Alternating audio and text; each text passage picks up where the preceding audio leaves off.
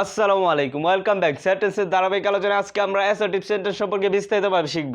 Assertive sentence ইংরেজিতে অনেক গুরুত্বপূর্ণ এবং অ্যাসার্টিভ সেন্টেন্স কোথায় কখন কীভাবে ব্যবহার করতে হয় তা বাংলা অর্থ সহকারে শেখা আমাদের জন্য অনেক গুরুত্বপূর্ণ। সো আজকে আমরা অ্যাসার্টিভ সেন্টেন্স সম্পর্কে বিস্তারিতভাবে শিখব। অ্যাসার্টিভ সেন্টেন্স কাকে বলে? যে সেন্টেন্স দ্বারা কোনো ব্যক্তি, বস্তু, স্থান, প্রাণী সম্পর্কে বর্ণনা করা হয়ে থাকে বা বলা হয়ে থাকে সেগুলোই হলো অ্যাসার্টিভ সেন্টেন্স। মানে যে সেন্টেন্সগুলো দ্বারা কারো কোনো ব্যক্তি মানে পার্সন বা প্লেস মানে স্থান ইত্যাদি সম্পর্কে বলা হবে বা বর্ণনা করা হবে সেগুলো হবে অ্যাসার্টিভ সেন্টেন্স। অ্যাসার্টিভ সেন্টেন্স ইংরেজিতে দুই ধরনের, একটি হলো অ্যাফার্মেটিভ মানে হাবোধক এবং অপরটি হলো নেগেটিভ মানে নাবোধক। অ্যাসার্টিভ সেন্টেন্স যদি আমরা গঠন করতে চাই তাহলে কিভাবে গঠন করতে হবে?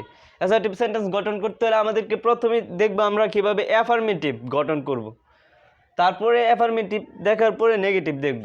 এখানে অ্যাফার্মেটিভ সেন্টেন্স যদি আমরা গঠন করতে চাই তাহলে আমাদেরকে প্রথমে সাবজেক্ট নিতে হবে, তারপর ভার্ব নিতে হবে, তারপর অবজেক্ট বা অ্যাডজেক্টিভ বা অ্যাডভার্ব এগুলো ব্যবহার করতে হবে। প্রথমে সাবজেক্ট, তারপর ভার্ব, তারপর অবজেক্ট, অ্যাডজেক্টিভ বা অ্যাডভার্ব, এভাবে আমরা অ্যাফার্মেটিভ সেন্টেন্স গঠন করব।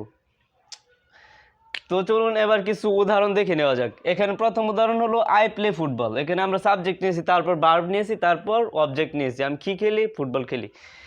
এই সেন্টেন্স যদি আপনি শিখতে চান তাহলে আপনাকে টেন্স সম্পর্কেও ক্লিয়ার কনসেপ্ট রাখতে হবে, মানে সুস্পষ্ট ধারণা রাখতে হবে।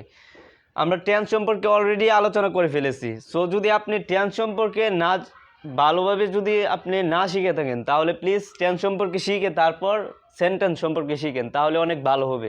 তাহলে আপনি ইজিলি বুঝতে পারবেন সেন্টেন্স সম্পর্কে। আদারওয়াইজ আপনি সেন্টেন্স সম্পর্কে টেন্স শেখা ছাড়া ভালোভাবে বুঝতে পারবেন না। এখানে আই প্লে ফুটবল, আমি ফুটবল খেলি, এটি একটি কি অ্যাফার্মেটিভ সেন্টেন্স, মানে হাবোধক কোনো কিছু বলতেছে। যখনই কোনো বাক্য দ্বারা হাবোধক কিছু বোঝাবে তখনই কী হয়ে যাবে? অ্যাফার্মেটিভ। এটা একটি affirmative sentence. I play football, আমি ফুটবল খেলি, এবং কোনো ব্যক্তি আমার সম্পর্কে বর্ণনা করা হচ্ছে বা বলা হচ্ছে, বা আমি বলতেছি আই প্লে ফুটবল, আমি ফুটবল খেলি। শি রিডস বুক, সে বই পড়ে। শি রিডস বুক, এখানে সাবজেক্ট শি, তারপর রিডস একটি ভার্ব, বুকস কি পড়ি? বই পড়ি। বুকস হলো অবজেক্ট। শি রিডস বুক, সে বই পড়ে। দে উইল প্লে ফুটবল, তারা ফুটবল খেলবে। দে উইল প্লে, তারা খেলবে ফুটবল, তারা ফুটবল খেলবে। তামিম ইজ পলাইট, তামিম ভদ্র। এখানে প্রত্যেকটি বাক্যই অ্যাফার্মেটিভ সেন্টেন্স এবং এগুলোকে আমরা অ্যাসার্টিভও বলতে পারবো। অ্যাসার্টিভ সেন্টেন্সের অ্যাফার্মেটিভ বাক্য এগুলো। অ্যাসার্টিভ সেন্টেন্সের অ্যাফার্মেটিভ বাক্য মানে হাবোধক বাক্য। আমরা জানি যে অ্যাসার্টিভ সেন্টেন্সকে দুইভাবে ভাগ করা হয়েছে। একটি অ্যাফার্মেটিভ মানে যেগুলো হাবোধক হবে সেগুলোকে আমরা অ্যাফার্মেটিভ বলবো, এবং যেগুলো নাবোধক হবে সেগুলো হবে নেগেটিভ। নাবোধকগুলো আমরা এখন কিছুক্ষণ পরেই দেখব। তারপর এখানে রয়েছে the boy is a good student, ছেলেটি অনেক ভালো ছাত্র। তারপর উই ক্যান সিং, আমরা গান গাইতে পারি। আই হ্যাভ এ মোবাইল, আমার একটি মোবাইল আছে। শি ওয়াজ সিক, সে অসুস্থ ছিল। এই প্রত্যেকটি বাক্যকে আমরা নেগেটিভে পরিবর্তিত করতে পারবো, অ্যাফার্মেটিভ থেকে আমরা নেগেটিভে পরিবর্তিত করতে পারবো।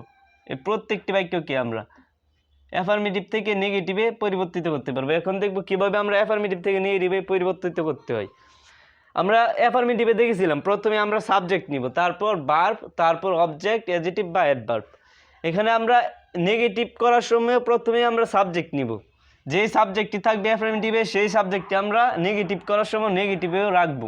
তারপর সাবজেক্টটি রাখার পর আমরা অক্সিলারি ভার্ব নিব। নেগেটিভ সেন্টেন্সে সবসময় নেগেটিভ সেন্টেন্সে একটি অক্সিলারি ভার্ব অবশ্যই থাকতে হবে।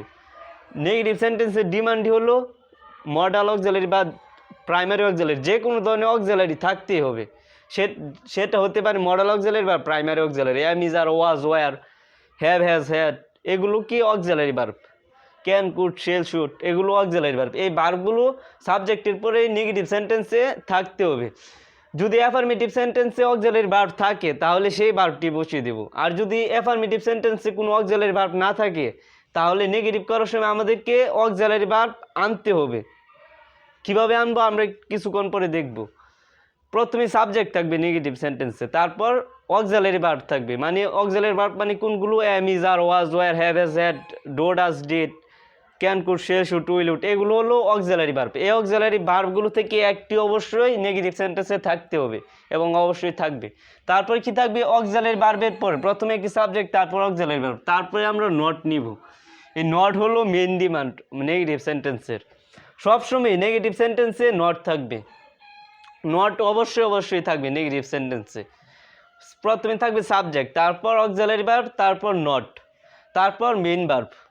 মেইন ভার্ব মানে কি আমরা কিছুক্ষণ পরে দেখব, যেমন ইট, গো, প্লে, সি, মেক, এই প্রত্যেকটি হলো মেইন ভার্ব, মানে যে ভার্বগুলো দ্বারা সরাসরি কোনো কাজ বোঝায়, অ্যাকশনাল ভার্ব মানে অ্যাকশন ভার্ব, এগুলো হলো মেইন ভার্ব। আমরা দেখব মেইন ভার্ব কাকে বলে। তাই আমরা এখানে দেখেছি নেগেটিভ সেন্টেন্স তৈরি করতে হলে ফার্স্ট অফ অল আমাদেরকে সবসময় সাবজেক্ট নিতে হবে। প্রথমে সাবজেক্ট থাকবে, যে সাবজেক্টটি অ্যাফার্মেটিভে থাকবে সেই সাবজেক্ট নেব। তারপর কি করব? অক্সিলারি ভার্ব আনবো। অক্সিলারি ভার্ব যদি অ্যাফার্মেটিভে থাকে তাহলে সেই অক্সিলারি ভার্বটি নেগেটিভে বসিয়ে দেব, আর যদি না থাকে তাহলে আমাদেরকে অক্সিলারি ভার্ব আনতে হবে। তারপর আমরা নট নিব, অক্সিলারি ভার্বের পরেই নট। সকল ধরনের নেগেটিভ সেন্টেন্স, আমরা যত নেগেটিভ সেন্টেন্স আমাদের জীবনে তৈরি করব, সকল ধরনের নেগেটিভ সেন্টেন্সকে শুধু এই স্ট্রাকচারটি দিয়ে আমরা তৈরি করতে পারবো। দ্যাটস ইট, শুধু একটি structure, subject, auxiliary verb, not plus main verb, that's it. এই একটি স্ট্রাকচারেই সকল নেগেটিভ সেন্টেন্সের সমস্যা, কনফিউশন সব কিছু দূর হয়ে যাবে। সো এখন আমরা দেখব কিভাবে অ্যাফার্মেটিভকে আমরা নেগেটিভ পরিবর্তিত করব। এখানে আরও কিছু টিপস দেওয়া রয়েছে অ্যাফার্মেটিভকে নেগেটিভ করার জন্য। আপনি কি করতে পারবেন, এগুলো সম্পর্কে আপনাকে বেসিক কনসেপ্ট রাখতে হবে। যেমন be verb, am, is, are, was, were, তারপর do verb, do, does, did, এগুলো কি do verb.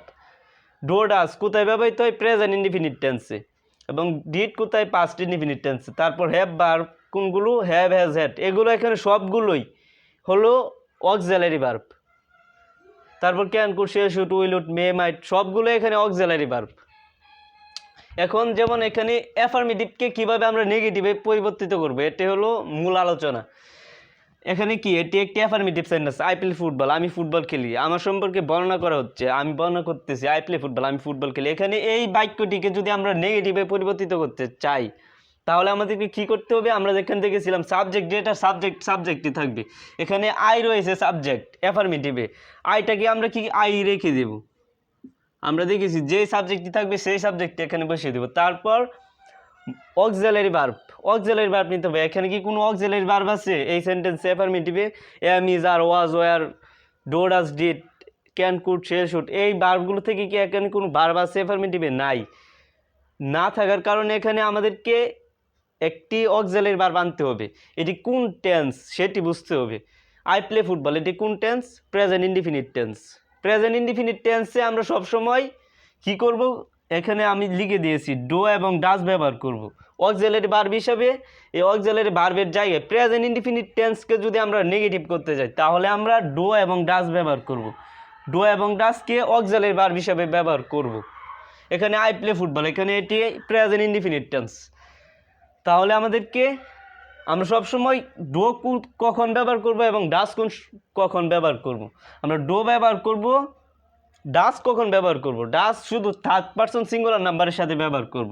Third person singular number মানে আপনি জানেন already, third person singular number হলো হি, শি, ইট, এই তিনটি হলো থার্ড পারসন সিঙ্গুলার নাম্বার। এই তিনটির সাথে আমরা কি করব? ডাজ ব্যবহার করব। আর অন্য সব সাবজেক্ট যেমন আই, ইউ, দে, উই বা প্লুরাল যে কোনো সাবজেক্টের সাথে আমরা ডো ব্যবহার করব, তাহলেই হয়ে যাবে। এখানে আই রয়েছে, আয়ের সাথে আমাদেরকে ডো ব্যবহার করতে হবে। ডো এবং ডাজ থেকে কী ব্যবহার করতে হবে? ডো ব্যবহার করতে হবে। আই, ডো, তারপর কি করতে হবে? অক্সিলারি ভার্ব নিয়েছি ডো।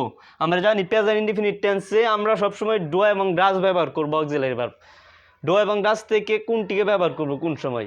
আই, উই, ইউ, দে, এই প্লুরাল সাবজেক্টগুলোর সাথে আমরা কি করব? আই যদিও সিঙ্গুলার সাবজেক্ট, তবুও আয়ের সাথে সবসময় আমাদেরকে ডো নট ব্যবহার করতে হবে।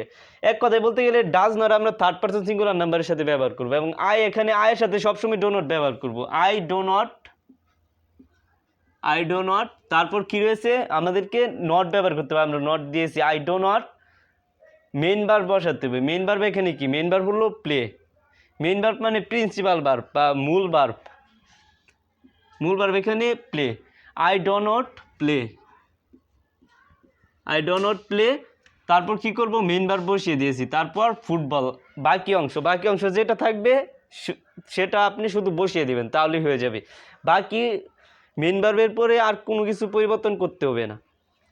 I do not play football,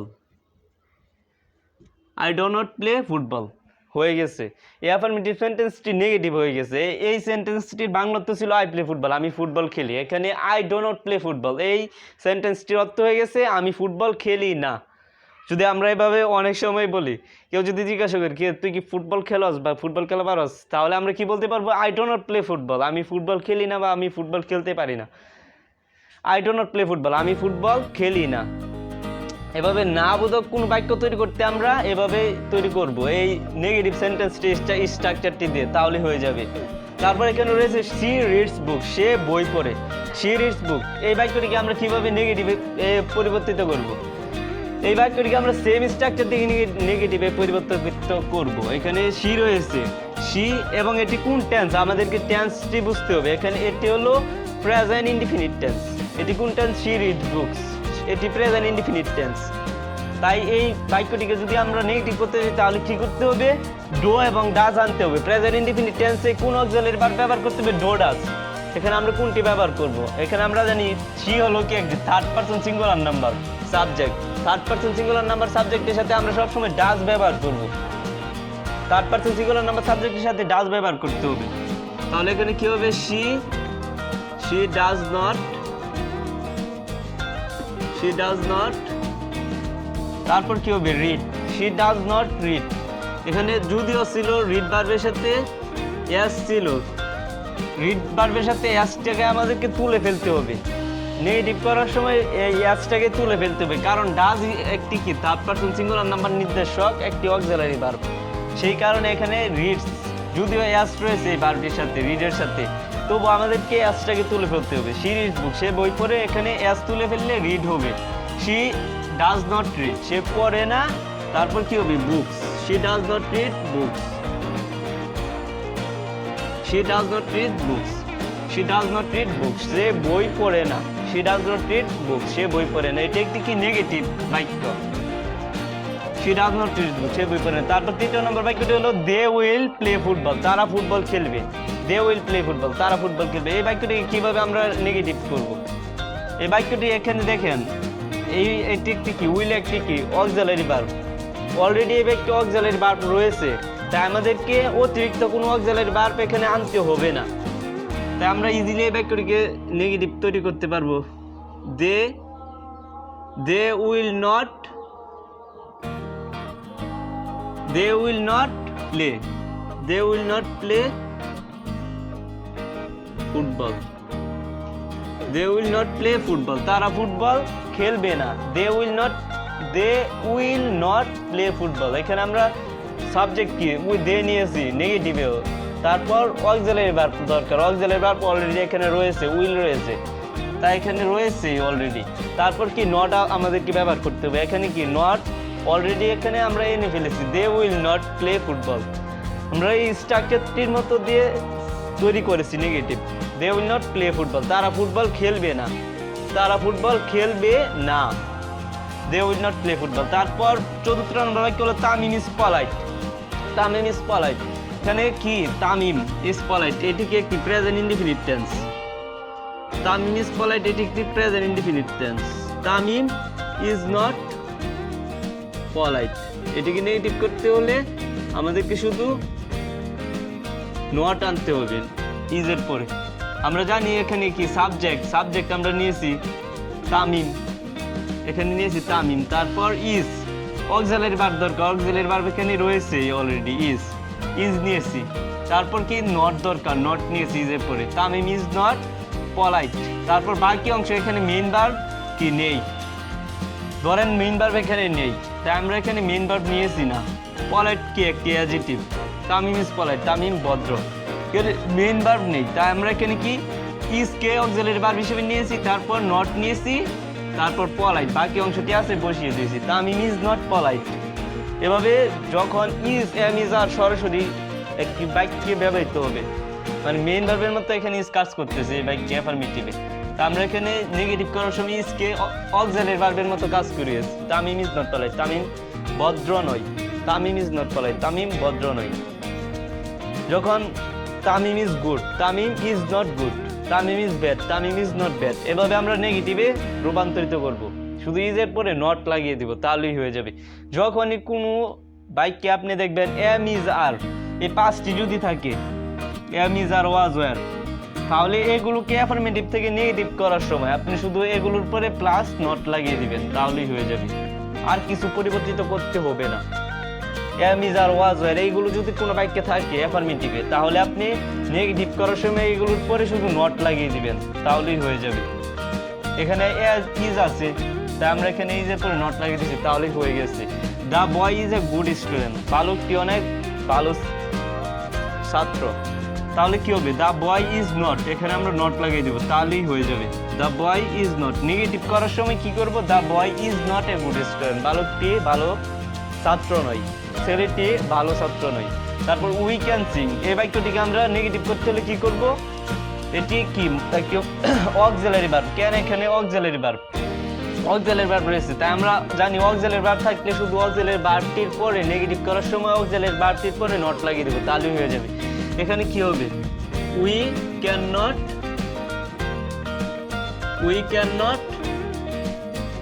Singh, we can sing থেকে কি হয়ে গেছে নেগেটিভে? We can not sing, we can not sing, আমরা গান গাইতে পারি না। উই ক্যান নট সিং, আমরা গান গাইতে পারি না। এভাবে যখন can, could, shall, should, will, would এগুলো থাকবে